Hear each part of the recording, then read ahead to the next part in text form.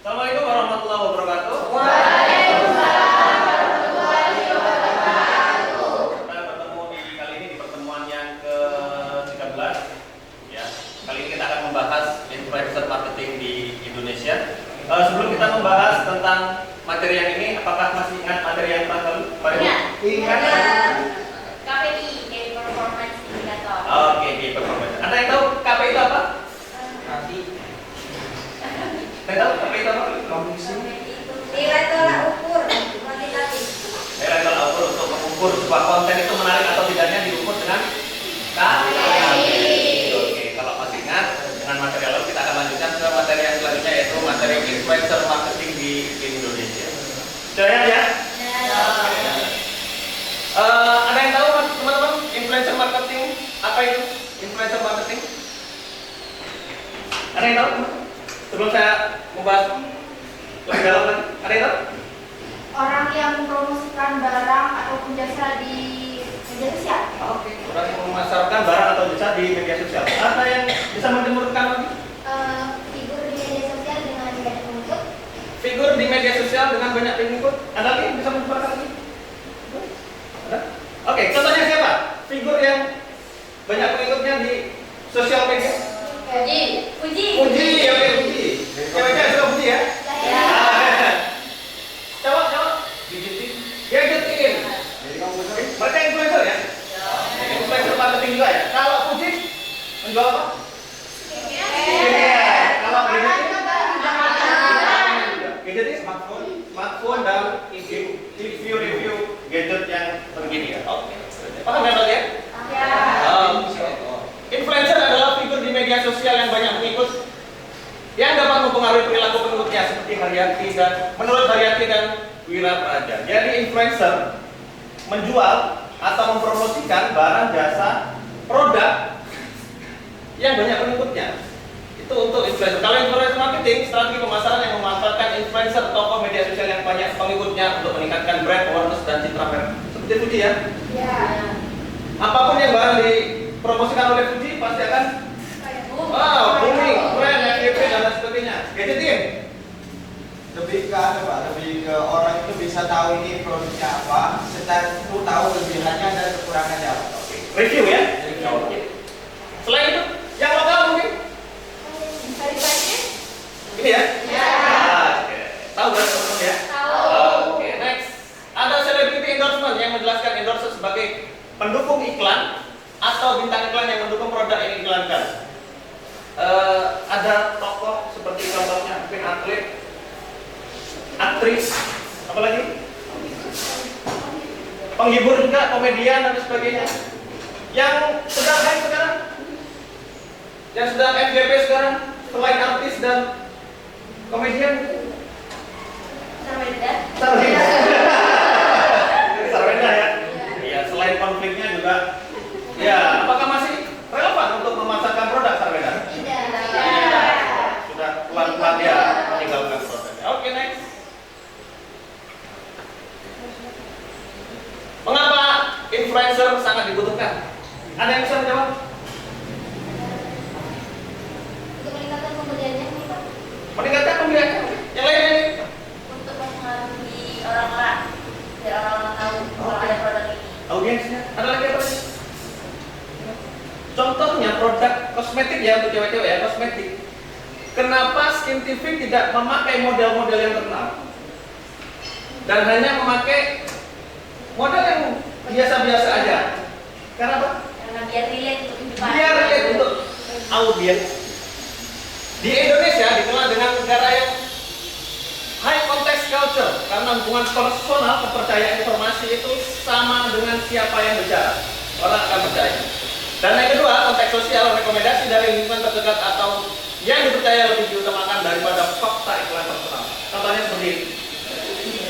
Yang relate dengan remaja, yang relate dengan Gen Z, yang relate dengan bapak-bapak, yang relate dengan ibu-ibu yang lebih dipercaya sebagai influencer marketing. Dan yang kedua, dalam konteks marketing mix, ada promotion, place, dan produk. Influencer adalah saluran promosi yang powerful. Yakin ya seperti itu? Selama ini kita pernah Fuji terus kita mau beli? Pernah. Pernah reviewnya gadget ini untuk terus kita mau beli? Pernah. Pernah ya? Pernah ya? Selain gadget ini dan Fuji? Nah kita selalu Tomba itu? Bittersweet ya. Itu sangat relate dengan teman-teman sekalian ya? Gio juga yang lokal ya. Yang kedua ada Place dapat mendorong traffic ke e-commerce atau offline store. Jadi relate untuk review makanan. Ya, jadi banyak pengunjungnya karena direview oleh salah satunya adalah NGO yang berteks lokal ya. Yang ketiga product people, membangun persepsi tentang produk dan melalui orang yang dipercaya. Kita yakin, saya juga yakin NGO itu sebagai food vlogger yang relate dengan ya selain murah juga ya selama ini rekomendasinya enak. Ketergantungan audiens Indonesia pada rekomendasi individu atau word of mouth digital sebelum membeli. Jadi kita tergantung dengan review-review tersebut sebelum membeli. Ya, word of mouth istilah. Ada pertanyaan sampai sini? Sebelum saya lanjutkan? Saya lanjutkan dulu ya. Ada yang hal ini? Oke. Salah satu influencer juga? Ganteng?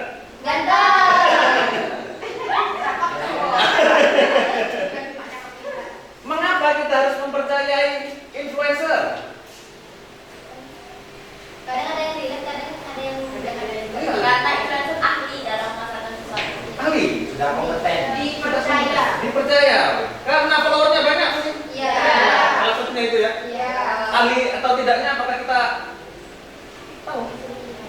Belum tentu juga. Karena salah satunya adalah follower mereka banyak.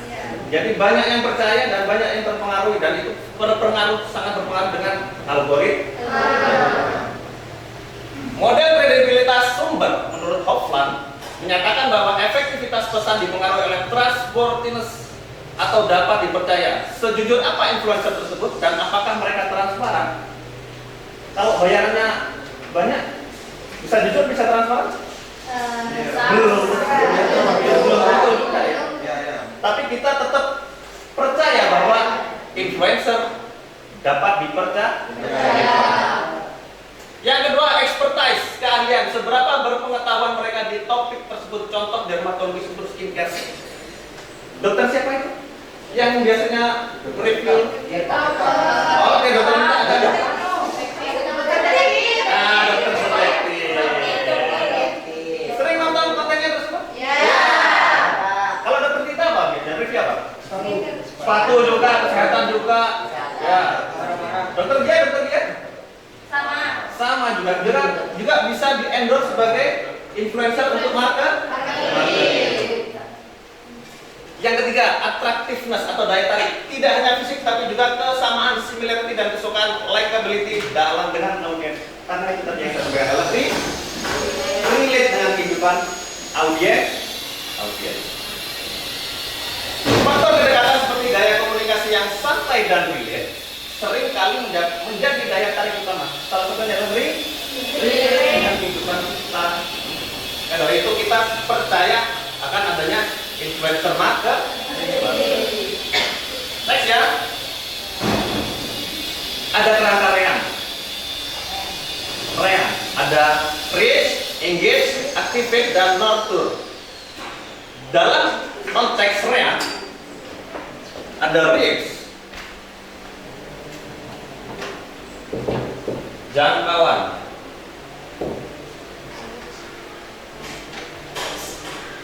menyebarkan luas konten menggunakan basis follower mereka untuk menjangkau audiens sebagai target secara masif.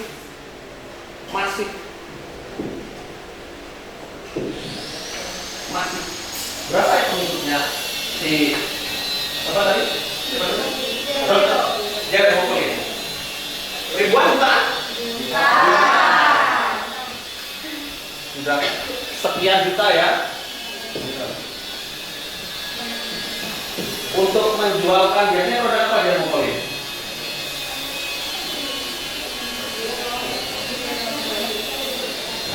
Pernah memasarkan sesuatu dia ngumpulin? Pernah ya? Apa lagi? Konten apa biasanya dia ngumpulin? Pendidikan.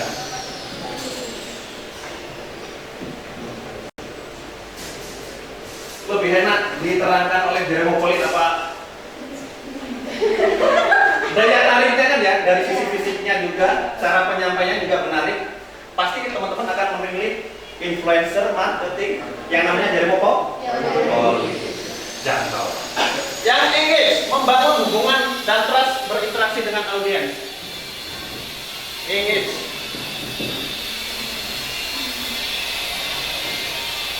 Review persona, contohnya makanan, NGO tadi? Ya, NGO. Review persona. Hari ini saya akan makan bubur di tempat A. Dan itu reviewnya juga bagus. Paham ya? Oke. Activate, mendorong konversi, memberikan call to action. Ada C, T, A. Umumnya gimana melakukan CTA? Seorang influencer marketing.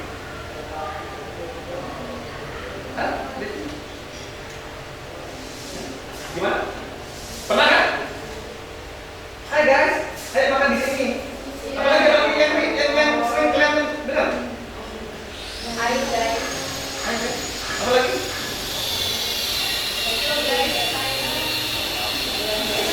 Pakai ini dong, klip saya tidak, ya.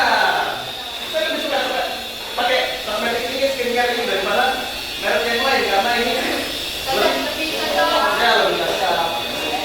Ada pendorong konversi dari engage menuju call to act. Untuk membeli, untuk memakai, untuk memakan dan sebagainya. Dan selanjutnya yang terakhir ada nurture. Ya, loyalitas terus diciptakan konten setelah pembelian menggunakan produk secara berkelanjutan dan menjawab feedback. Ada komen? Ada. Ada yang share juga ada? Dan ini juga akan didukung oleh seorang influencer dalam menjangkau REAN, yaitu Reach, Engage, Activate, dan Nurture. Kalian juga ya? Paham apa yang sampaikan tadi? Keunggulan strategis influencer marketing terletak pada kemampuan mereka untuk secara aktif mentransfer audiens dari fase reach ke fase activate dengan melalui kekuatan engagement yang didasari oleh trust dan kredibilitas. Ini saling tergantung. Ini saling tergantung. Paham ya? Ada yang ingin jadi influencer marketing? Ada tapi kan Betul martabak ya. Si Aul mungkin jadi ini review apa makanan. ya. Tapi kecil ya. Patin. Kecil. Oke.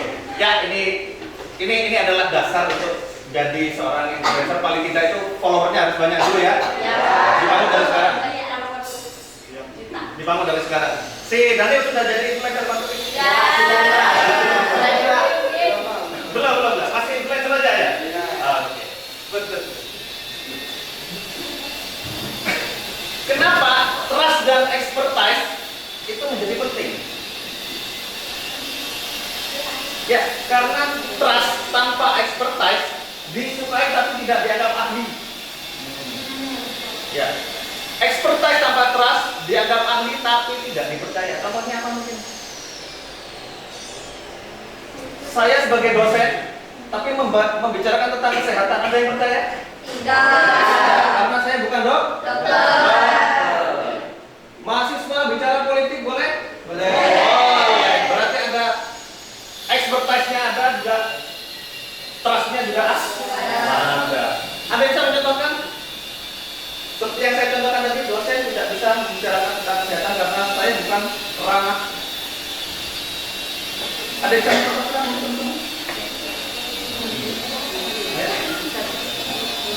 Nani, Apa? Bu Nani, Ya, Bu Nani? selaku ahli gizi, Ahli gizi ya. dia kan nggak ideal dengan S1 maupun S2. Oh iya, dia tidak relate ngomong ahli gizi ya, karena dia bukan lulusan dari gizi. Relate enggak ya? Enggak relate ya? Nggak relate. Kecuali berdasarkan pengalaman dan itu teruji oleh followernya. Paham ya maksudnya ya? Idealnya kombinasi keduanya menciptakan influencer yang dipercaya dan dianggap ahli. Jadi ini keduanya apa? Penting. Paham ya maksudnya ya? Ada pertanyaan sebelum saya lanjutkan? Paham?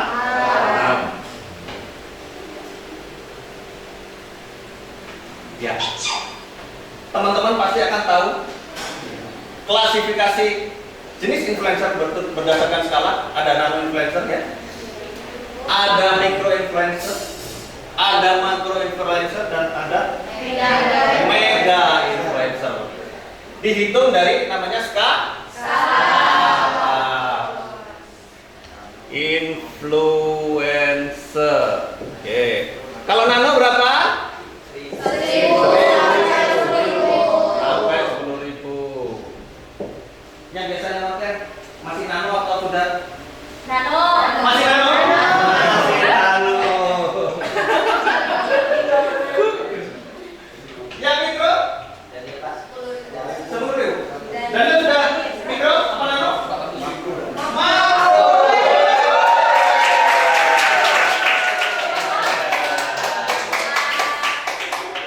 Ada mikro. Mikro berapa? Sampai 100.000. Oke, setelah mikro, Makro. makro 100.000 sampai 1 juta. Kalau yang terakhir, mega influencer lebih dari 1 juta. Oke. Kalau Mas Daniel ternyata sudah di makro ya, keren ya? Jadi itu apa Mas Daniel? Game. Oke, game keren. Apa sih yang membuat audiens Mas Daniel menarik dengan kontennya Mas Daniel? Membuat audiensnya Mas Daniel itu tertarik dengan konten-kontennya Mas Daniel. Gamenya? Apa game yang up to date mungkin yang sekarang mungkin? Roblox mungkin? Ya, kalau yang game itu kebanyakan Roblox. Karena yang kayak Mobile Legends yang namanya itu biasanya lebih banyak juga. Lebih banyak ya? Ada mungkin game-game khusus spesifikasi Mas Daniel? Kalau saya khusus di game Minecraft. Minecraft aja? Bukan game-game yang lain, nggak ada? Nggak ada. Nggak ada, hanya Minecraft. Masih baik ya? Masih sampai sekarang ya? Terima kasih Mas Daniel pengalamannya sebagai makro influencer. Keren ya? Ada yang pengen ikut jalannya Mas Daniel jadi makro influencer? Oh ya. Belum ketemu insinya sudah? Sudah ketemu belum? Belum. Kalau Mas Mahmud mungkin mesti makanan. Dari body kan sudah orang percaya kalau suka makan ya? Ya. Keren. Saya doakan Mas Mahmud nanti jadi food blogger.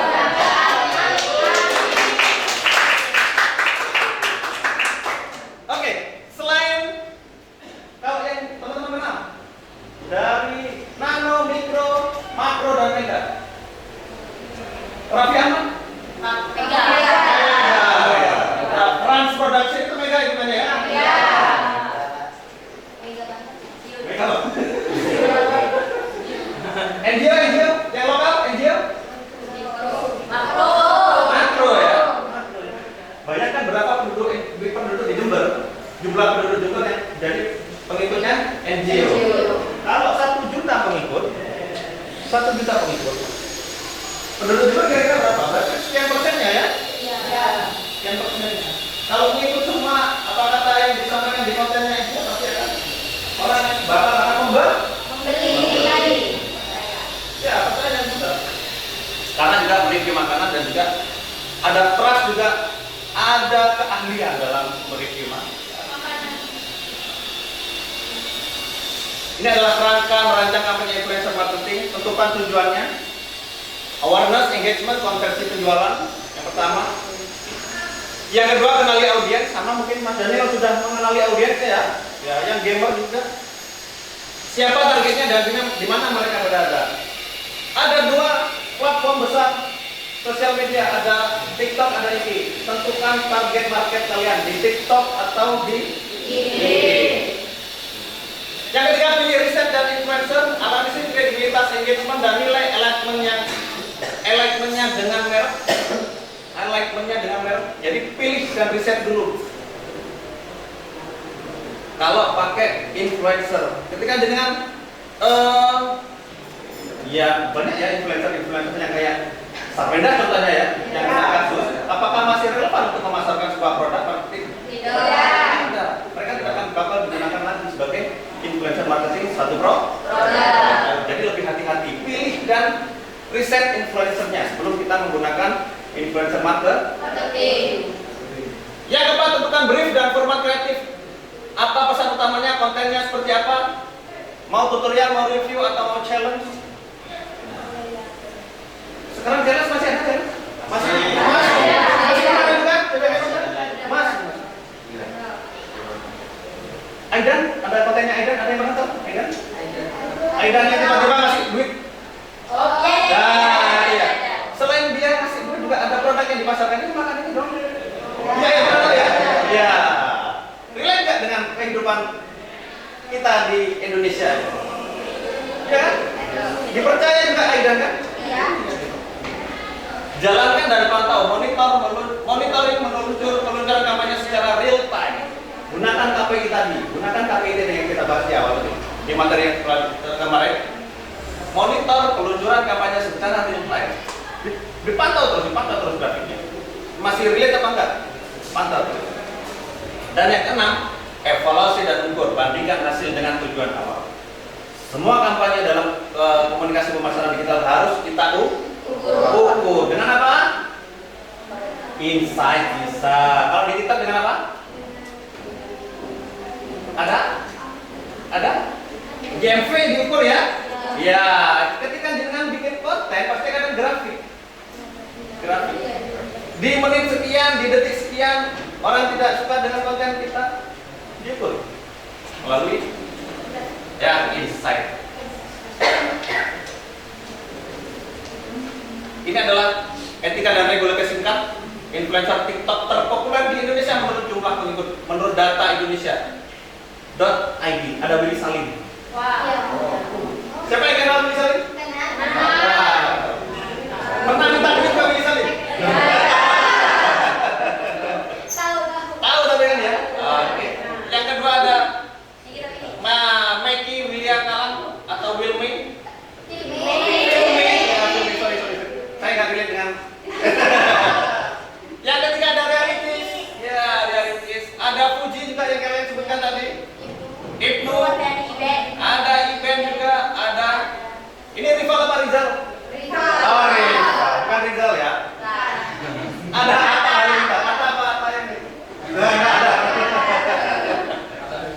Ada Halilintar gitu ya, bukan Halilintar ya. Ya. Ini adalah data Indonesia. Ini ya. Oke. Silakan pilih pertanyaan ini. Menurut Anda faktor apa yang membuat seseorang influencer dianggap kredibel oleh audiens? Yang kedua, apa kelebihan dan kekurangan menggunakan influencer dibandingkan iklan konvensional dalam kegiatan pemasaran? Dan yang ketiga, pilih contoh kampanye influencer marketing di Indonesia. Jelaskan mengapa kampanye tersebut berhasil atau kurang berhasil berdasarkan sudut pandang pemerintah pusat. Yang bisa langsung jawab? Oke. Nomor satu. Yang pertama itu pasti ada follower. Ya. Dan yang kedua itu ahli di bidangnya. Dan yang ketiga itu seorang influencer itu biasanya sudah memahami apa yang dia ingin tampilkan untuk audiens. Ya. Biasanya contoh kayak saya itu suka lihat di gadgeting. Gadgeting itu kalau saya lihat sendiri itu sudah paham dengan apa yang mau direview. Contoh seperti HP dan lain sebagainya tentang produk yang bersifat digital. Itu kalau saya nangkep itu orang yang influencer dianggap kredibel itu harus bisa tahu potensi yang dia ingin sampaikan untuk audiens supaya yang mereka sampaikan tuh audiens itu bisa percaya, itu yang pertama. Dan yang kedua, pesan yang dia sampaikan kepada audiens itu bisa tersampaikan dengan seluruhnya, Pak. Oke, terima kasih jawaban Mas Wafir. Selanjutnya pertanyaan nomor 2. Yang bisa langsung menjawab? Yang bisa langsung menjawab? Ya, Kak. Oke. Ketiganya tadi banyak yang sudah dijelaskan barusan, kayak produknya semakin dikenal, Ya. terus masalahnya semakin meningkat, dan kekurangannya itu kayak misalnya ada kasus kemarin itu salah satu influencer yang mempromosikan satu barang itu semuanya itu menggunakan kayak menjelek-jelekan orang disabilitas. Ya. Nah, jadi dari situ itu banyak konten kreator yang menghujat dia, kenapa sih kok apa ya Pak, pemasaran barang itu dengan menggunakan influencer tersebut itu bisa lolos? Apakah produk itu tidak, orang yang di dalam produk itu tidak mengukur seperti konten apa yang sepertinya lolos untuk ditayangkan seperti itu. Nah, dari situ banyak komentar-komentar di postingan influencer tersebut yang membicarakan itu kayak gak usah beli produknya ini karena dia itu mempromosikan dari influencer yang kurang beradab gitu Kak. Jadi dari situ konten-konten tersebut, nah jadi ya kurang kayak produk-produknya itu diboykot, kayak diboykot sama konten-konten tersebut gitu, Kak. Diboykot, jangan beli produk ini karena memberikan influencer yang macam ini. Ya. Sangat berisiko juga sebenarnya ya, daripada artis yang profesional mungkin ya. Ya. Oke, selanjutnya pertanyaan ketiga. Yang bisa langsung angkat tangan?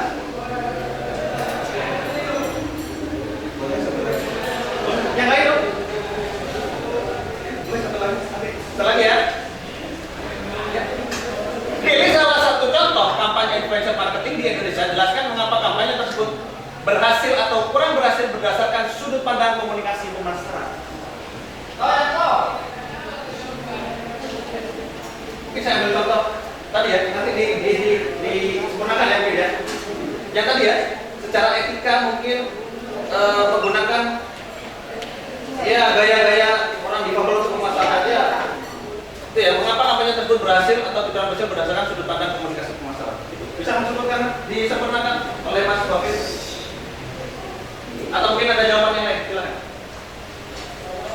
Mungkin saya tetap ambil contoh dari gadget juga. Ya. Jadi saya lihat dari gadget itu sedikit yang saya tahu biasanya kampanye influencer itu biasanya hanya menampilkan kelebihannya aja tanpa menampilkan kekurangannya. Seakan-akan bahwasanya yang mereka tampilkan atau mereka pasarkan itu semuanya bagus dan tidak ada yang menampilkan kekurangannya, Pak. Beda dengan gadget yang saya lihat itu sedikit yang saya tahu bahwasanya gadget itu setelah menampilkan kelebihannya itu juga menampilkan kekurangannya dari produk tersebut, sehingga orang yang mau membeli produk tersebut ini bisa membandingkan dengan produk ini dan produk ini dan produk ini pada seterusnya, sehingga mereka itu tidak salah pilih untuk apa yang mereka beli, Pak. Oke. Berarti pentingnya kejujuran ya. Ya, jujur ya, sebagai influencer marketing juga harus jujur dengan apa yang barang yang direview, produk yang direview, makanan yang direview juga harus jujur. Dari situ audiens akan lebih percaya dengan kejujuran seorang influencer marketing. Oke. Kesimpulannya bahwa peran strategis influencer adalah mitra strategis untuk membangun kesadaran kepercayaan brand, terutama TikTok dan Instagram. Kepercayaan, orang akan percaya dengan orang yang jujur. Yang kedua, kredibilitas adalah fondasi. Kredibel, gadgetnya kredibel ya. Si NGO kredibel, si Fuji kredibel, Dokter Tita kredibel. Trustworthiness, expertise dan attractiveness dan engagement yang berkualitas lebih penting daripada sekedar jumlah follower. Jadi kita juga bisa berkesempatan untuk menjadi influencer. Yang ketiga, yang terakhir, kampanye yang terencana. Keberhasilan kampanye dimulai dari tujuan yang jelas, memilih influencer yang tepat dan brief kreatif yang solid serta evaluasi yang tepat. Paham ya maksudnya ya?